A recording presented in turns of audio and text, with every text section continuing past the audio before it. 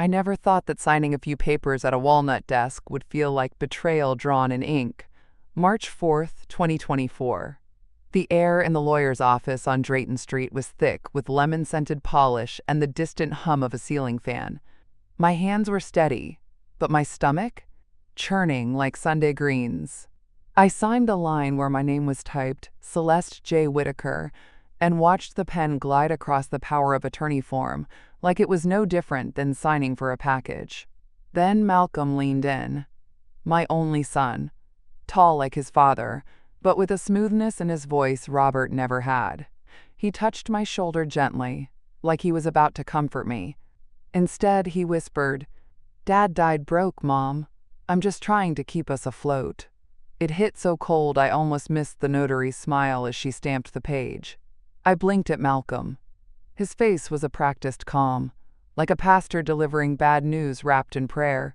He folded the papers swiftly and slid them into his briefcase, like it was any other day, like he hadn't just rewritten the rest of mine. I stood, but my knees argued. The notary, Ms. Lynn or Linda, I didn't catch it, thanked us both. Her voice was kind. Her eyes, indifferent. Out on the sidewalk, the wind off Forsyth Park shook the trees and the Spanish moss like they'd overheard something awful. I clutched my coat closed and said nothing. Malcolm tapped at his phone, then kissed my cheek too quickly. "Don't worry about a thing," he said. "You're taken care of now." But he didn't meet my eyes.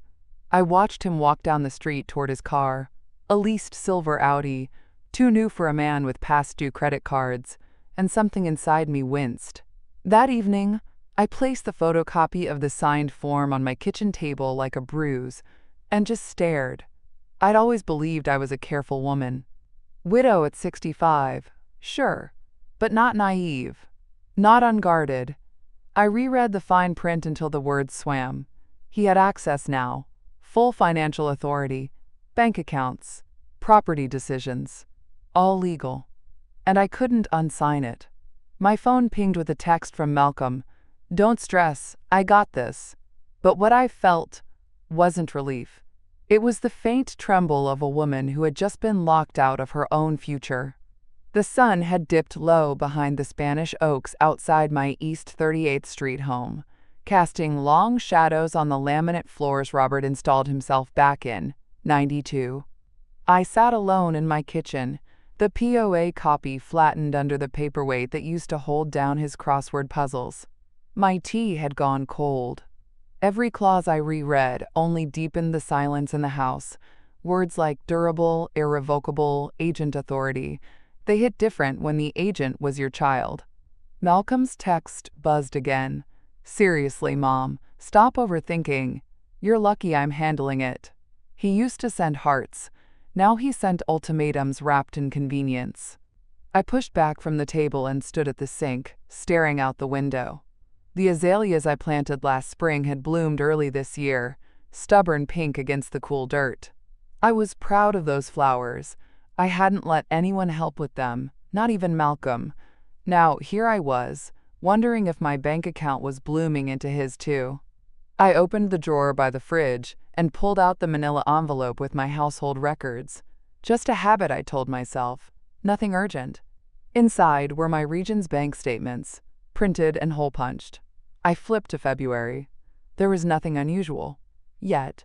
But that was the part that needled me. The yet. I carried the form to the living room and sat in Robert's old recliner. Same chair where he'd nap after church, mouth open, one hand over his heart. He'd trusted Malcolm too. Always said, "The boy's finally grown up." He never saw how slick Malcolm got with the truth. I did. I saw it in how he asked questions already knowing the answer, in how he hugged me longer when he wanted something, in how he smiled, soft and tired, like a man burdened by everyone else's weight but never his own. And yet, I'd signed, not because I was fooled, but because I was tired. Tired of managing the roof, the insurance, the taxes. Tired of being the only adult in the room, even with a grown child in front of me. Now I was just tired and uncertain. I folded the POA copy back into the envelope and tucked it under a stack of church bulletins on the bookshelf. I didn't shred it. I didn't frame it. I just needed to see what Malcolm would do next. And I knew he would do something. The days that followed passed like molasses, slow, sticky, and hard to wash off. By Sunday, March 10th, I was back in my routine. Tremont Temple Baptist Sanctuary still smelled of old hymnals and Sister Glover's powdery perfume. The morning sun filtered through the stained glass like God was watching but not interfering. I slid into my usual pew, third row from the back, right side, under the fan that only worked when it felt like it. Sister Edna nudged me gently. "You all right, Celeste? You've been quiet lately." I nodded, managing a smile. "Just thinking too much. You know how that goes." She smiled back, but her eyes lingered longer than usual. The sermon rolled on, but I barely heard it. My mind kept drifting back to that manila folder at home, what I'd handed over, what I might have set in motion. After service, I headed to the church garden plot. The tomatoes were budding, and my collards were stubborn but proud, just like Robert used to say about me. I pulled weeds in silence until Edna passed by again. "Malcolm came by the church pantry last week," she said softly. "Said you weren't feeling well. I told him you looked just fine to me." I paused, wiping my hands on my apron. "He's just being dramatic." Edna raised an eyebrow but let it go. That afternoon, Malcolm showed up at the house with 2 grocery bags in hand and a grin too wide to be sincere. "Brought you some things, Ma," he said, kissing my cheek without waiting for permission. "And I paid with your card. Just easier that way." He placed the receipt down on the table like it was a gift. I glanced at it. $87 all at Kroger. Bread, almond milk, his favorite kettle chips, and salmon. I hadn't asked for salmon. I hadn't asked for anything. I tucked the receipt into the side pocket of my purse without saying much. He sat at the kitchen island and talked about bills. How they're all automated now, so you don't have to lift a finger. His tone was sweet, rehearsed. "I'll just handle it all for you," he said, tapping his phone like he was a surgeon and my life was the patient. I smiled, but it didn't reach my eyes. "All right, baby." He squeezed my shoulder, then headed out, promising to come by next weekend. As the door shut behind him, I pulled the receipt back out, circled the salmon with a red pen. It was a small thing, but I wanted to remember the first moment I realized I was no longer the one being taken care of. I was being managed, and I didn't like it. March 12th, the weather turned warm enough to sit out on the porch in just a light sweater. I took my tea and the photo album out with me, one of those thick old ones with the plastic pages that never quite stay flat. I hadn't looked at that album in months. I flipped through photos of Malcolm at different ages, wide-eyed at 5 with his Easter basket, crooked smile at 11 in his football jersey, slouched and sullen at 16 when the world felt unfair to him. And then, one photo that never failed to stop me, him at 19, fresh out of rehab, standing in front of the front steps, thin as a reed, his arms crossed tight over a borrowed hoodie. His eyes were swollen, but his jaw was lifted, like he was daring the world to test his resolve. I'd taken him back in that week, no questions asked. That was the deal. He'd sat on this same porch, quiet as a lamb, smoking his first sober cigarette and whispering, "One day I'll take care of you, Ma. Swear to God." And I believed him. Lord help me, I did. I watched a breeze kick up through the crepe myrtles across the street. Same neighborhood, same street, same woman. Only the years had shifted the arrangement. Back then, I was the lifeline. Now I wasn't sure what I was. I'd spent the morning printing transfer logs from my online banking, Zelle, Venmo, even Cash App. All those late-night just-till-payday messages. All the emergency deposits, birthday advances, grocery floats. Little rivers of money flowing out, always out, and never quite back. Robert used to say, "Love don't keep a ledger." But I was starting to think maybe it should have. Malcolm texted that afternoon, "Can I use your card for gas? Long trip today." I stared at it a full minute before typing back, "How far are you driving?" No reply. Just the 3 dots, then nothing. By dusk, I was still out on the porch, the photo of 19-year-old Malcolm curled slightly at the edges. I traced his face with my thumb. He had promise once. He had pain, too, more than I understood back then. But he also had my open door, my fridge, my bed when he needed it. And now it felt like he'd found a way to collect on all that care, plus interest. But what I was starting to learn, sitting on that porch, was this. Love without limits becomes credit. And sooner or later, someone comes to collect. March 14th. Overcast sky. The kind of day Savannah smells like wet brick and old azaleas. I sat at my kitchen table with the blinds half drawn and a calculator by my elbow. The same table where I used to pack Malcolm's lunch, slice Robert's peaches, balance my checkbook while gospel played low on the radio. Now it was my accounting desk for what love had cost me. I printed out 6 years of digital receipts, Zelle, Venmo, email confirmations, transfer memos with "just need a little help," and promise to pay back in the notes. I took a ruler and red pen and started to list them out by year. 2018, $3,900 2019, $5,800 2020, $7,500 2021, $8,600 2022, $9,200 2023 and early 2024, $6,700 total, $41,700. The number sat there like an indictment. That didn't even include the bags of groceries, the gas money I handed over in 20s, or the co-signed loan he swore was for a used Honda. And somehow, he always needed a little more. $100 here, $350 there. Rent short, tire blowout, phone died, job delayed. I remembered them all. The calculator clacked beneath my fingers. It wasn't about the money. Not exactly. It was about what I'd done to get it. The vacations I canceled, the home repairs I deferred, the credit cards I carried balances on for the first time in my life. And Robert. God bless him, he always said Malcolm would find his way. The kettle hissed on the stove. I let it boil over. Just then, my phone buzzed on the counter. Malcolm, can I use your card for gas? Again. I stared at it. My thumb hovered over the reply. Then I looked back at the ledger, those rows of withdrawals and red numbers. They didn't lie. Not like my son had learned to. I didn't text him back. Instead, I picked up the phone and dialed Regions Bank, the same branch on Abercorn where Robert and I used to take out cash for road trips. A young man answered. I asked for statements going back to 2018, just to be sure I hadn't missed anything. He said he'd print them and have them ready by the next day. Is everything all right, Mrs. Whitaker? He asked. I paused, watching steam curl from the kettle. Not yet, I said, but I'm working on it. I hung up and circled the total again in red, $41,700. It was time to start treating that number not as a wound, but as evidence.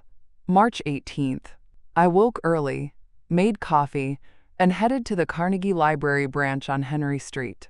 The light was soft and gold through the live oaks, but I wasn't there for the scenery. I needed internet, secure internet. At home, my laptop had started freezing, asking for updates I didn't remember installing. Malcolm said he'd tweaked a few settings to keep things safe. That's what he called it. I logged into my Regions account at the library computer lab. Or tried to. Incorrect password. I tried again. Same result. Third time, I paused, typed it slowly, watching each key. Still, access denied. I stared at the screen. My hands went cold. Excuse me, I said, waving to the young woman at the help desk. Is there any way to recover a login if it's not working? Janelle, her name tag read, walked over, gentle and patient. We can try a password reset, she said, clicking around with ease. But if your info is changed outside the system, it'll block the reset. Sure enough, the system sent a code to a phone number ending in -44, not mine.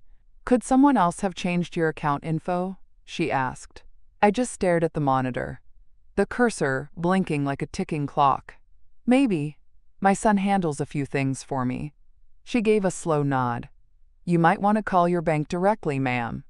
I thanked her, packed up slowly, and walked outside. The air smelled like wet pavement and pine mulch. I sat on a bench out front and dialed Malcolm. "Hey, Ma," he answered, chipper. "I can't access my account," I said flatly. There was a pause. Then, "Oh yeah, I changed the password. I meant to tell you. There've been scams lately. I didn't want you getting hacked." "Hacked?" I repeated. "It's safer this way. I got you." I didn't respond, just listened to the silent stretch between us like a frayed wire. "You okay?" he asked. "I'm fine," I said, and hung up. I stared at the magnolia tree across the street for a long while. I remembered when Robert taught Malcolm how to ride a bike under that tree. His little helmet too big, wobbling like a baby deer. Now he'd locked me out of my own money, with a lie so neat it barely needed details. Back inside the library, Janelle was restocking printer paper. "Everything all right?" she asked. I looked her square in the eye. "Not yet," I said again. "But it's starting to make sense." I didn't cry. I didn't panic. I just printed a screenshot of the incorrect password screen, and I circled the phone number ending in -44. March 21st was a Thursday, and the air smelled like cut grass and coming rain. I'd just come back from Piggly Wiggly. Eggs, sweet potatoes, a bottle of vinegar, and bent to grab the mail on my way in. That's when I saw the envelope. Large, windowed. From Fulton Credit Union. The kind of envelope no one wants unless they're expecting a refund. Inside, a notice of foreclosure intent. Addressed to me. Amount due, $3,600 in unpaid property tax. Deadline, April 4th, 2024. I stood on the front steps, sunlight hot on my back, trying to feel if this was real. My heart beat too fast. I flipped the letter over, reread every line. It was real. My house, paid off since Robert died, was in danger. I called Malcolm, straight to voicemail, texted him a photo of the notice with a single word. Explain. He called back 5 minutes later. "Ma, don't freak out. It's just a mix-up. I've already talked to the county, and I'll fix it." "You've been paying the property tax?" "Of course," he said. "Well, not directly. I was using your account to set up auto pay, remember? Must have glitched." "Glitched? You didn't tell me anything was past due." "Because I didn't want you stressing. I've been handling it." I was silent for a long moment. Then, "Is the house in my name?" There was another pause. "Yes. Well, it's in the trust now. Remember, we didn't talk about any trust, Malcolm." He sighed, long and low, like I was being difficult. "I'm on my way. We'll sort it." By the time he showed up, I'd already called the HOA rep, Miss Regina, from down the block. She was 80, sharp as a tack, and didn't miss a thing. "Come by," she said. "I've got minutes from last month's HOA meeting. You need to see this." Her kitchen smelled like menthols and pound cake. She slid a paper toward me with her ringed hand. "Malcolm asked about rental zoning for your property," she said. "Wanted to know if he could list it on short-term rental sites after April." I looked at the minutes. He was preparing to rent out my house. "I didn't approve any of this," I said. "You still listed as owner?" she asked. "I think so." "Well then, baby, it's your house until the courthouse says otherwise." I took the foreclosure letter, the HOA minutes, and the picture of the incorrect password screen and laid them side by side that night on my dining table. 3 pieces of paper. 3 signals that something sacred had been crossed. Malcolm wasn't just managing my affairs anymore. He was repositioning me like I was already gone. March 23rd. I was folding laundry in the back hallway near the washer. Towels, mostly, the kind Robert liked thick and scratchy, when I heard Malcolm's voice through the cracked laundry room door. He thought I wasn't home. He was in the kitchen with someone, his voice low but sharp-edged. I didn't recognize the other man, someone with a deeper, slow-drawl tone. Maybe a contractor. Maybe worse. "She won't be around much longer anyway," Malcolm said. My hand stopped mid-fold. The silence that followed was thick, ugly. Then the other man spoke, laughing slightly. "Well, let me know when it's clear. I can start gutting the kitchen first." A rustle, then footsteps. I pressed my back against the hallway wall. towel clenched to my chest. My heart thumped in my ears so loud I almost missed Malcolm's voice again. We just need to hold off until that revocation deadline passes. Then I'm moving fast. I didn't hear anything else. I backed down the hall, moving slow as if my own floorboards had turned against me. My phone was still sitting on the dryer. Without thinking, I opened the voice memo app and pressed record. By the time I turned the corner into the kitchen, Malcolm was alone, leaning over the island with his phone. "Hey, Ma," he said, turning too quickly. "Didn't know you were back." I didn't answer, just smiled, nodding like I was half listening. My hands still smelled like lavender softener. My stomach was stone.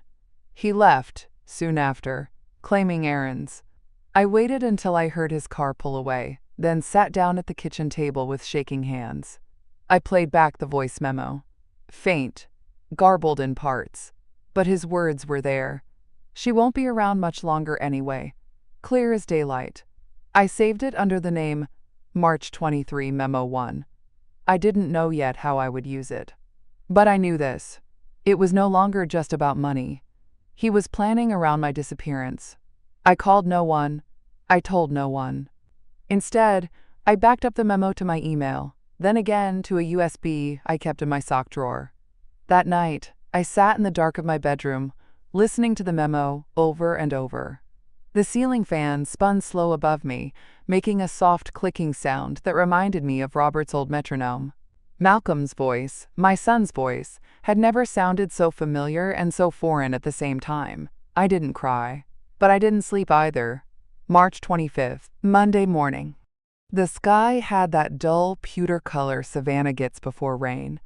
I'd barely slept 2 hours when Malcolm knocked on the front door. He had flowers. "Peace offering," he said, holding out a bouquet of lilies like we were in a greeting card commercial. His smile didn't touch his eyes. I stepped aside. "Come in." He looked around the house as if inspecting damage. "We need to talk, Ma," he said finally. "You've been acting off." "Off?" I repeated. He sighed. "Look, I know you've been under stress. Dad's gone, taxes, the house. It's a lot. I just think maybe you're starting to forget things. Like, I told you about the property stuff months ago." "No," I said evenly. "You didn't." His shoulders stiffened. "See? That's what I mean." Before I could answer, there was another knock. He opened the door before I reached it. A woman stepped in, carrying a folder. Early 40s, cardigan, clipboard smile. "Mrs. Whitaker? I'm Karen. I'm a licensed social worker. Malcolm asked me to stop by, just a wellness check." "A what?" "Nothing formal," Malcolm said quickly. "Just making sure you're okay. You've been paranoid lately." My mouth went dry. "Paranoid?" Karen smiled, that soft professional smile that said she'd heard worse. "He's just concerned. Maybe we can sit and talk?" I sat, though my legs shook. Malcolm stood behind her like a stage director. Karen asked questions about my medication, my sleep, if I'd been confused with bills or online scams. Her tone stayed sweet, but the subtext cut like glass. When I didn't answer right away, Malcolm filled in blanks.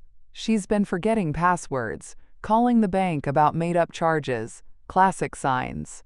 I could feel heat rising up my neck. "You changed my password," I said. He raised his hands in mock surrender. "Mom, no one's accusing you. We just want to help." Karen nodded, gently, jotting notes. Sometimes older adults resist assistance, especially after a spouse's death. Older adults. It was the first time I'd ever felt that phrase applied to me like a verdict. They left after 20 minutes, Karen promising to, quote, "check in again soon." Malcolm kissed my forehead before he went. "Try to rest," he said softly. "We're all on the same team." As the door closed, I realized I was shaking, not from fear, but fury. He'd staged the whole thing. When the house was finally quiet, I opened my phone and saved the voice memo from March 23rd to a hidden folder labeled Receipts. If he wanted to make me look unstable, I would show him what steady really meant. March 27th. 2 days after that humiliating wellness visit, the lilies he brought were already rotting in their vase.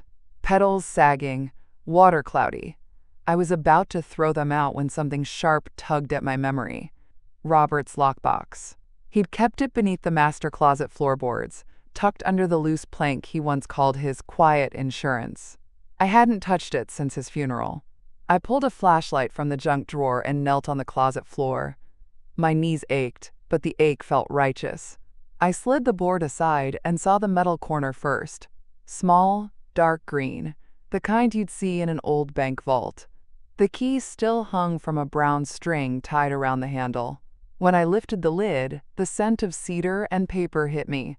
Robert's scent. Faint but familiar.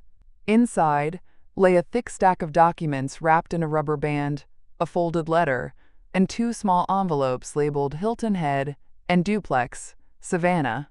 I spread them across the carpet, heart thudding. The first envelope held property deeds, both signed and notarized in 2016. The second, a bank certificate of deposit from Cap South for $122,000, renewed last in 2021. Every document bore Robert's handwriting, clean, confident, careful, and then his letter. My Celeste, if you're reading this, I didn't get the chance to explain in person. I kept our assets quiet because I wanted peace. Malcolm means well, but he's impulsive. If something happens to me, do not let anyone, not even him, claim guardianship over your finances. Go to Mr. Ellis at Cap South. He's our banker and friend. Everything's in your name. Love, always, Robert.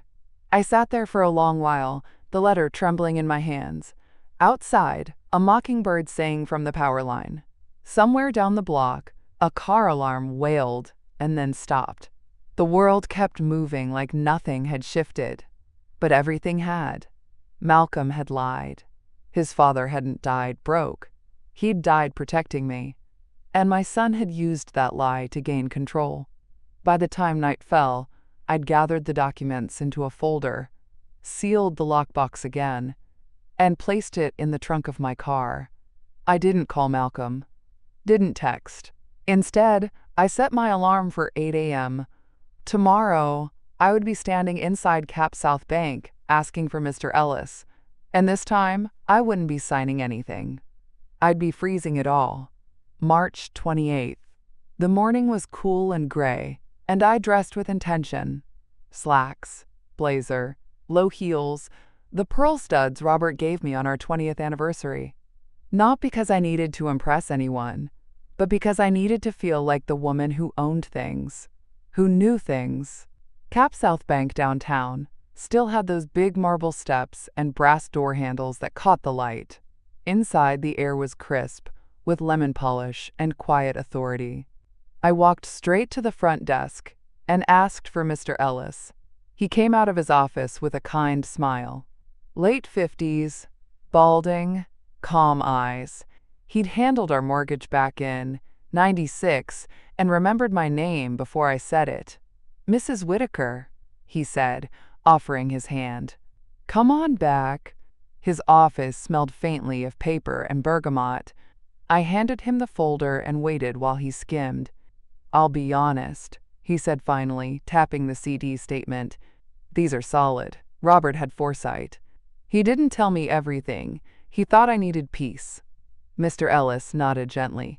He was probably right. But I can help now. I took a deep breath. I want to freeze every account Malcolm might have touched, joint or otherwise. I want to revoke access, cancel linked cards, change PINs, and get everything back in my name. He didn't flinch. "We'll start with a full account audit. You'll need to sign a few freeze forms, and I'll need to see your ID." I handed it over and signed where he pointed. Effective immediately, all transfers from my checking and savings were frozen. My Cap South card, which Malcolm had once used to grab a few things real quick, was deactivated. Mr. Ellis printed confirmation pages and handed them to me in a crisp folder. "Everything's locked down for now. If you decide to move the funds or set up a trust in your name, I can walk you through it." I looked him square in the eye. "I won't be handing over anything else to Malcolm. Ever." He nodded. "Understood." Back in my car, I checked my phone. 3 missed calls.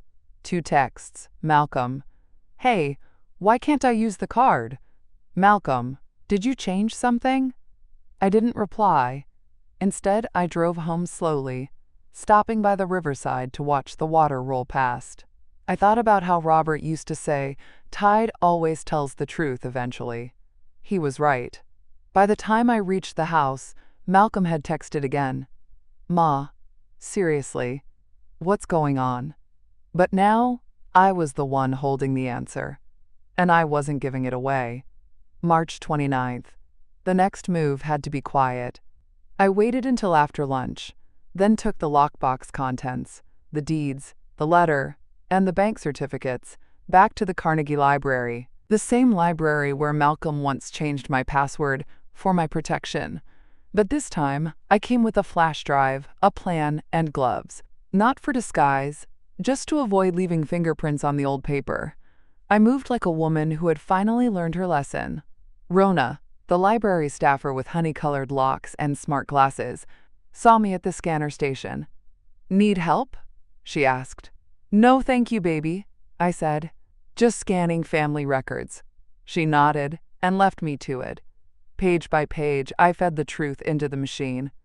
The Hilton Head property deed, signed by Robert, dated June 2016. The Savannah duplex title, notarized the same day. The Cap South certificate for $122,000 in Robert's name, with a note in the margin, to convert to Celeste's name upon death. The will draft naming me as sole heir, the letter Robert wrote in that slanted script of his, still steady even in illness. I saved each one as a PDF, clearly labeled and organized into folders by category. Then I copied everything to a USB drive, then to a cloud backup I created with a brand new email account, cw.trutharchive2024@protonmail.com. Rona passed by again and smiled. "Everything working okay?" "Smooth as butter," I said. I logged off, slid the USB into a side pocket of my purse, and wrapped the originals back into their folder. The paper still smelled like Robert's aftershave, like cedar and principle. Outside, the wind had picked up, and I walked slow, letting it push against me like a reminder. I was still here, still solid. When I got home, Malcolm's car was in the driveway. My heart paused, but only for a second. I stepped inside to find him in the living room, pacing. "We need to talk," he said, trying to sound composed. "Not right now," I replied. He took a step toward me. "Ma, I don't understand why you'll get your answer soon enough." He blinked, thrown by my tone. The firmness, the refusal to bend. He banged his hand lightly on the stair rail. "You're being paranoid. You think you're protecting something, but there's nothing left to—" I raised one hand, calm. "Please leave." He stared at me like I was a locked door he couldn't pick. I watched him walk out. Then I locked that door behind him for the first time in months, and changed the deadbolt the next day, March 30th. Saturday morning, the kind of soft-lit day Savannah wears like a shawl, everything damp and quiet before the azaleas bloom. I packed the folder with the original documents and made my way to Tremont Temple for the early fellowship session. Pastor Hughes greeted me by the front doors. He was a broad-shouldered man in a navy vest, with a voice like sanded oak. Had known me and Robert for 30 years. Married us, buried Robert. "Morning, Sister Whitaker," he said, warmth in his eyes. "You all right?" I looked him straight in the face. "Can we talk? Privately?" He nodded. Led me to the fellowship hall. Still smelled of coffee and floor polish. We sat at a round folding table beneath a portrait of Dr. King. I opened the folder and laid out my evidence in a clean arc. The will draft, the property deeds, the bank certificate, and, finally, Robert's letter. I didn't rush. I let Pastor Hughes read every line in silence. When he looked up, his jaw was tight. "I need to know if I'm losing my mind," I said softly. "No," he said, closing the folder gently. "You're seeing things clearly for the first time in a long while." I hadn't realized how badly I needed to hear that. He took off his glasses, folded them. "Does Malcolm know you've found all this?" "Not yet. But he's nervous. He's already tried to have me labeled confused, brought a social worker, called me forgetful in front of her." He nodded, processing. "What do you need from me?" "Your voice," I said. "When it comes time. Your eyes on these papers. And someone to stand beside me when the storm hits." "You got it?" As we stood, his phone buzzed. He glanced down and sighed. "It's Malcolm." "Already?" I asked. "Apparently he wants to meet. Says you're not well. Wants to explain his side." I laughed. Not bitter, just bone-deep tired. "He's starting to feel the ground shift." "Then let's keep shifting it," Pastor Hughes said. We made a plan. He'd moderate the upcoming HOA owner meeting, an open forum scheduled for April 7th in the church's basement hall. He'd quietly add me to the agenda under item 5. I left the fellowship hall lighter. The papers were still in my hands, the future still uncertain. But I wasn't alone now. And when I got home, I found another text waiting. "Malcolm, just spoke to Pastor Hughes. We're all worried about you. Please let me help before this gets worse." I didn't answer, because now I had someone else in my corner, and a corner was all I needed to build a wall. April 1st, 2024. No fooling. I wore navy again, this time with a silk scarf knotted tight under my chin. The kind of outfit you wear when you want to be seen but not questioned. The Chatham County Courthouse was humming as usual. Clerks shuffling papers, attorneys striding past with clipboards and tired eyes.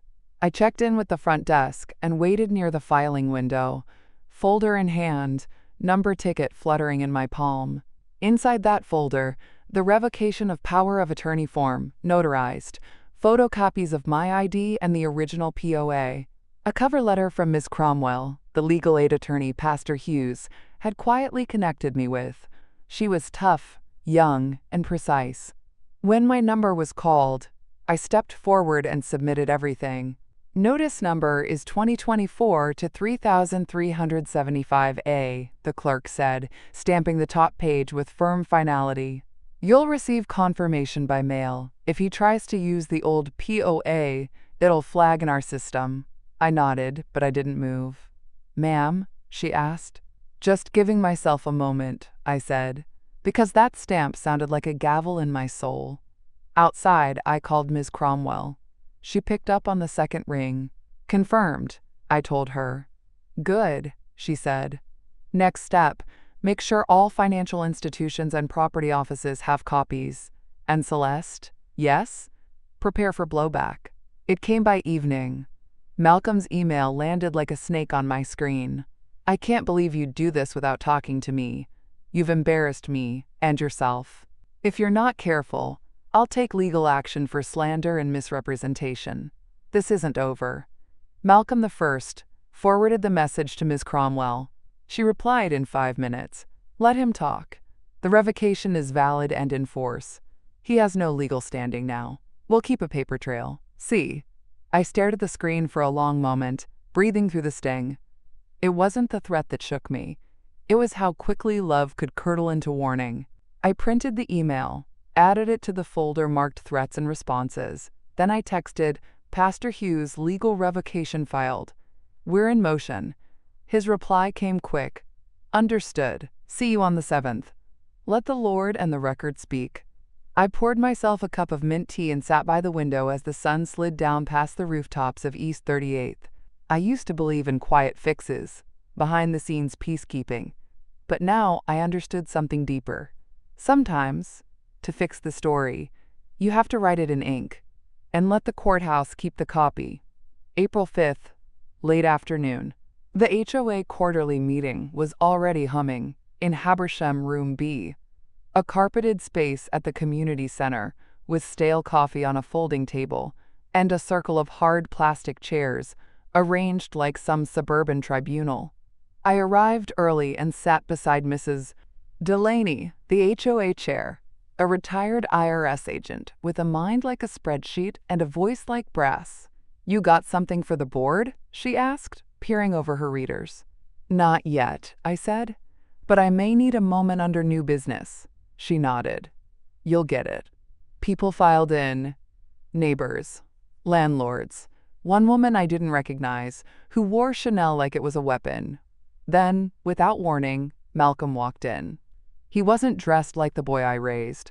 He was dressed like a man playing a part. Pressed shirt, confident shoes, a folder under one arm. He greeted a few people like he knew them, then walked straight to Mrs. Delaney. "I'd like to speak today," he said, "about my mother's, recent behavior. She's been mismanaging things, and I think the board should be aware." Mrs. Delaney glanced at me. I didn't blink. "This isn't a guardianship hearing," she said calmly. "No, but it's about community risk," Malcolm pressed, loud enough for the room to quiet. "If someone's deteriorating and they're resisting help, it affects all of us. Her house is under foreclosure. I have the paperwork." I stood slowly. "That's been resolved," I said, steady. Malcolm turned. "Resolved how? You can't even access your accounts. You're—" "Careful," I said. The room had stilled. No coffee pouring, no throat clearing. Just the quiet breath before a verdict. Mrs. Delaney raised a brow. "Mrs. Whitaker, do you wish to respond?" "I do," I said, reaching into my bag. I pulled out 3 neatly labeled folders. Deed copies for the Savannah duplex and Hilton Head lot. Bank freeze confirmation from Cap South. Revoked POA documents stamped and filed. I laid them on the table. "This is the record," I said simply. "Originals can be reviewed by anyone on the board. And there will be a public presentation at Sunday's open meeting. With a moderator." Malcolm's jaw tightened. "This is ridiculous." "Is it?" I said. "Then stay and listen." But he didn't. He left halfway through the budget review, folder clutched tight under his arm. Afterward, Mrs. Delaney patted my shoulder. "Bring all that Sunday," she said. "Receipts win arguments." I nodded. "Because that's exactly what I plan to do." On April 7th, at 6:30 p.m., in the church basement, under God and HOA quorum, I was going to spread every last receipt on the table. And I was going to speak. April 7th, 6:22 p.m. The church basement lights buzzed overhead, those long fluorescents that made everything feel both holy and judicial. The folding chairs were filling fast, creaking beneath bodies leaning in for community drama disguised as, quote, agenda items. The table at the front was draped in a white cloth, and I'd arranged everything on a trifold display board, like a courtroom science fair. Each section labeled in black block letters: property titles, bank certificates, POA, revocation, will draft and letter, recorded audio memo, transcribed, not played. Not yet. Every original was inside a protective sleeve. Pastor Hughes stood beside me, adjusting his collar and nodding quietly to himself like he was preparing for a sermon. "Still ready?" he asked. "More than ever," I said. The meeting started promptly at 6:30. Pastor Hughes opened with a prayer that doubled as a warning. "Let truth be the light we walk toward tonight, even if it blinds us." Amen. Agenda items moved quickly. Tree trimming, speed bumps, a dispute over fence height. Then, at last, item 5, special presentation by Mrs. Celeste Whitaker. I stood, folder in hand. "Neighbors," I said, "I've lived on East 38th for 36 years. I buried my husband in this community. I planted every tree in my yard with these hands. And lately, I've been quiet. But now, I'm going to speak." That's when Malcolm walked in. Late, smug, dressed like a man with nothing to lose. He leaned against the back wall, arms crossed. I clicked a small remote and a slide popped up on the projector. Inheritance path, verified records from Robert L. Whitaker, D. 2023. I walked the room through the records, one by one. Robert's letter, in his own hand. The Cap South CD for $122,000, still active. The property titles signed years before Malcolm claimed we were broke. The draft will naming me as sole heir. The court filed revocation of POA. The digital backup and bank freezes, all dated and notarized. Murmurs started low, like wind through a field. I didn't rush. I let every document sit under the light. Pastor Hughes stepped forward. These records have been reviewed and verified by our legal contact, Ms. Cromwell. Nothing shown tonight is speculative. Malcolm shifted. I watched him finally realize the room wasn't tilting his way. He raised his hand. This is selective, out of context. You don't know the full story. I looked at him, calm as ever. Oh, but I do. And now they do too. And that was just the prelude. The real weight was coming next. Receipts, read aloud, and signed in ink. 6:50 p.m. The projector hummed softly behind me. I stepped aside as Ms. Cromwell, sharp in a charcoal blazer, stepped forward with the microphone and a crisp manila envelope. Members of the HOA and attending witnesses, she began. I have reviewed the documents submitted by Mrs. Whitaker. What you're about to hear are the legally binding facts, backed by public record and financial verification. She began with the Cap South account, the $122,000 certificate of deposit, listed in Robert Whitaker's name, with instructions clearly transferring rights to Celeste upon his death. Dated, notarized, still active. She held it up for the room to see, then read from the deed file. Property title number 455,772, Savannah Duplex, fully owned by Celeste Whitaker since June 2016. Not in trust. Not shared, not under dispute. Recorded and sealed. The room was still. Eyes tracked each movement like it was a courtroom drama unfolding live. Malcolm shifted in the back row, trying to speak. Pastor Hughes held up a hand. You will have your time, if granted, Ms. Cromwell continued. The revocation of power of attorney was filed on April 1, 2024. This document, quote, she held it high, voids any prior financial authority previously granted to Mr. Malcolm Whitaker. She laid each document on the table like dominoes, one by one, slow, deliberate. Then came the email. Mr. Whitaker sent a written threat to his mother after learning of the revocation. I have a printed and time-stamped copy here. She read it aloud. The room inhaled as one. Finally, she held up the voice memo transcription. This was recorded by Mrs. Whitaker on March 23rd. The court will determine admissibility, but I am submitting the transcript as part of a future protection order filing. She cleared her throat. She won't be around much longer anyway. Malcolm jumped up, face red. That's taken out of context. I was talking about moving her into assisted living. No, you weren't, I said calmly, rising again. You were talking to a man about gutting my kitchen.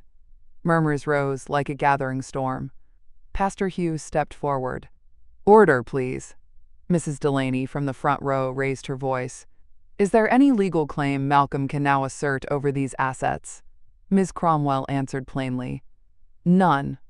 All rights are restored to Celeste Whitaker. Every action Malcolm took was based on misrepresentation. Malcolm stood frozen, and for the first time, I saw not the boy I raised, but the man he'd become. Not wicked, just willful, entitled, and caught. The folder sat in front of me like a crown reclaimed. And I wasn't finished yet. Because truth without consequence is just air. Consequence was coming. In 22 minutes, to be exact. 7:12 p.m., April 7th, 2024. The meeting had just adjourned when two uniformed officers from the Chatham County Sheriff's Office stepped into the church basement. They moved with quiet purpose, professional, respectful, but unmistakably there on business. Mrs. Celeste Whitaker? One of them asked. I stepped forward, folder still in hand. Yes, sir. He handed me a court-issued no-contact order, signed and sealed. Filed this morning, he said, by your attorney. Then he turned to Malcolm. Mr. Whitaker, by the terms of this order, you are to vacate the residence at East 38th Street immediately. You are prohibited from contacting Mrs. Whitaker in person, by phone, email, or through third parties. The room stilled again, breath held tight. Malcolm started to speak. Wait, this is my mother. Sir, the officer said, firm but calm, you've been served. HOA security, now at the side doors, moved forward. Pastor Hughes quietly stepped between Malcolm and the exit. Malcolm looked around the room, at neighbors who had once smiled at him on front lawns, waved from porches. No one moved, no one spoke, not even to comfort, because they saw him now, and so did I. When they escorted him out, he didn't look back. I stepped out a few minutes later, into the soft savanna dusk. The air smelled of wisteria and rain-soaked concrete. My hands trembled, but not from fear, from release. Attorney Cromwell joined me on the church steps. The financial office processed everything, she said. Assets are fully back in your name. I'll follow up next week with title confirmations. Thank you, I said, voice low. Pastor Hughes came down beside me, holding something in his hand. I think this is yours, he said. It was a key, tarnished brass, looped on a simple chain. Robert's old safety box key. The one I hadn't noticed was missing until now. The one I kept in a drawer of things too sacred to carry. How'd you get this? He smiled. Left behind in the fellowship hall, tucked under Malcolm's chair. I took it gently, held it up to the fading light, let it catch the last gold flicker of day. Then I added it to my new key ring, right beside the house key, the bank box key, the storage unit, where I kept my backups. All of it mine again. Not just my money, not just my name, my voice, my space, my dignity. And from that night on, the house on East 38th rang with silence. But it was a clean silence, a healed silence. And for the first time in years, I slept with the door unlocked and the windows wide. Not because I forgot, but because I'd finally remembered who I was.